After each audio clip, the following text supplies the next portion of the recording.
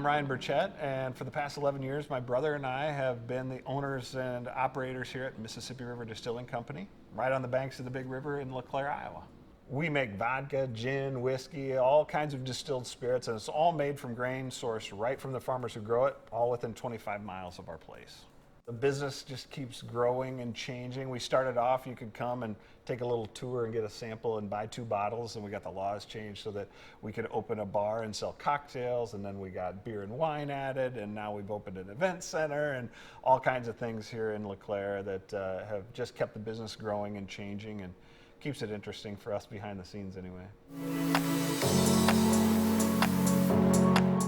It was a big deal. You know, the governor comes and says we got to shut things down, and bars and restaurants are not built to go months without revenue. It's just not realistic.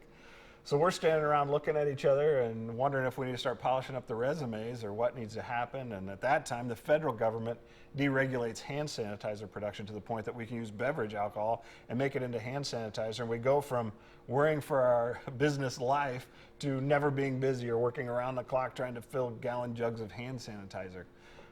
It was fabulous because it gave us something to do, it gave us a revenue stream, and then also helping the community with a need that was there because suddenly there was this huge demand for something that the big guys couldn't keep up with. So all these small distilleries came forward and started doing it, and we were right in the middle of that, working around the clock. Then you move into the period where okay, things are starting to open back up, and how do we handle this now when we're customer facing all day long? What am I asking my employees to do standing behind a bar, going up and taking someone's order, selling a bottle at the front desk?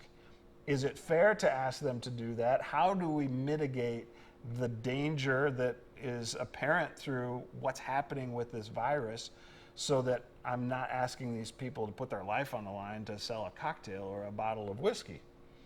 I got COVID back before the vaccine was available. I was one of those people walking around with no symptoms. My brother got it. He said, I feel terrible, I'm going home, I have COVID. I'm like, you don't have COVID. By the time he finally tests positive, then I test, and I got my positive results back. I felt fine. So I had that experience already, knowing that I was walking around with this virus and I didn't even know it. So I got vaccinated because I didn't want to bring it home. I've got kids at home. They hopefully didn't get it for the first go around. We don't think they did. And they were unvaccinated, obviously, at the time. My wife, all of that stuff, you know, it's as much about me as it is not then turning around and giving it to everyone else who works here, everyone at my house, everyone at my church, all those different places that I was going. I think that there's an element to this that politics have overtaken where we stand on this more so than an awareness of the common good. This vaccine, to me, is what we've been praying for the whole time, that this technology came of age right in the moment that this global pandemic came to fruition. You know, what more can we ask for? Where would we be without this vaccine right now? And so, you know, as we look at this, we have to think outside of right in front of our face here.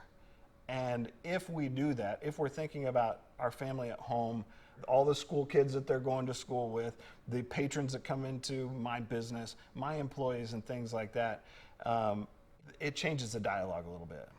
If we lay down our blue and red and think of larger humanity in this situation, I think it makes it a little easier to digest that, you know what, the shot is not that big a deal for me if I know that I'm doing something that is going to help all these folks.